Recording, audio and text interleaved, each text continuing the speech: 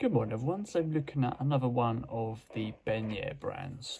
It's actually owned by Pagani Designs, so they're in fact in partnership. Today I'm wearing the Spider-Man Citizen limited edition watch. Go check out the review of that on my channel.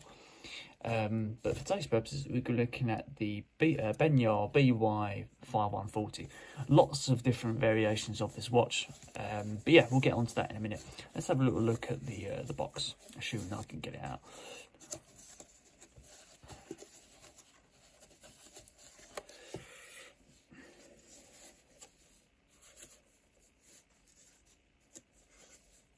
The problem with these boxes, they're just tightly bound in.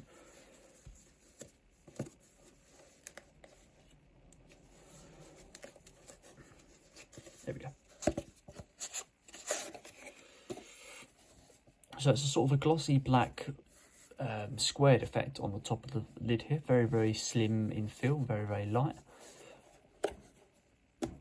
Simple folding lid. Feeling a little cushion, a cleaning cloth, our manual, guarantee card. Sometimes you do get a watch adjustment tool in there. This one doesn't have that. And obviously the main watch housed in a little simple cheap piece of cushion. So here we go guys, this is the Benyar BY5140 45mm. It's got 11mm case thickness, retails at just £30, weighs 80 grams and uses a Chinese quartz movement. So let's have a look at the face here. So the face is a sunray blue navy style face, obviously with the full working chronograph on the top here. Date dial at the 3 PM, fully luminous hands, fully luminous increments, and stainless steel detailing on all of those hands and increments as you might expect.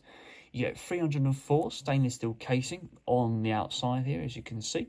Well, it's not necessarily clear to the naked eye, but it's a free atmospheric waterproofness. And you get mineral glass go over the top of the actual face of the watch. Let's have a look at that chronograph. Because this is in out. Since we're here anyway, we'll have a look at the crown. So the crown is a again 304 stainless steel crown. Got a decent amount of feedback. Doesn't feel strong, but doesn't feel cheap either. It probably sits in the average quality range. It's quite easy to move those hands, but it's not as easy as some. You do hear a bit of a cheap mechanism when you push that down, but then that £30 has got to drop somewhere. So now let's have a look at that chronograph now that we've got the seconds hands working. There's no feedback on the actual chronograph when you push that in. It just sort of presses in. There's no click or anything like that. But you get the full chronograph seconds counter at the top. The actual, you get the seconds sort of rotations. The actual counter, then it counts up to an hour. And you get the full tachymeter speed timer style bezel on here. This is actually fixed in place. It's actually slightly indented towards the face, gives it a lot more sort of depth than some watches. Let's do the reset on this. It's a simple wind back function. I was expecting a snapback, but this one's got a nice wind back function. And you've got a nice second hand here, which is a little bit of red detailing on it, just to add a bit more of colour to the actual face of the watch. Doesn't stand out because the whole second hand isn't red, but it's just adds a nice touch on the end there.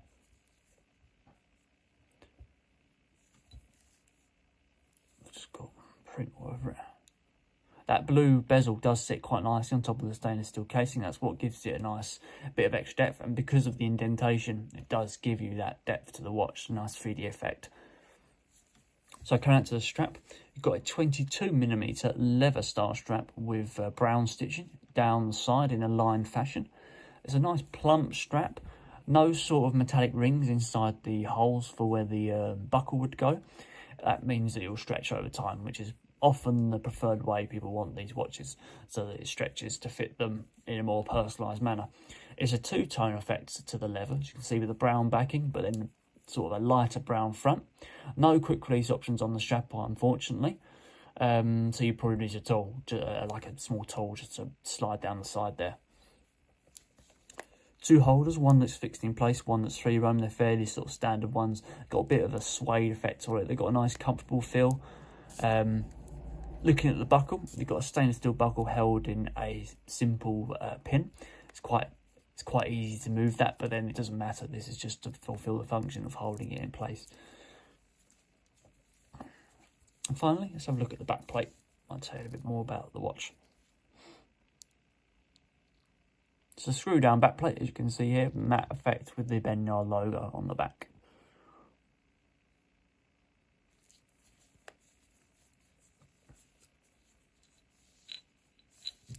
Oops.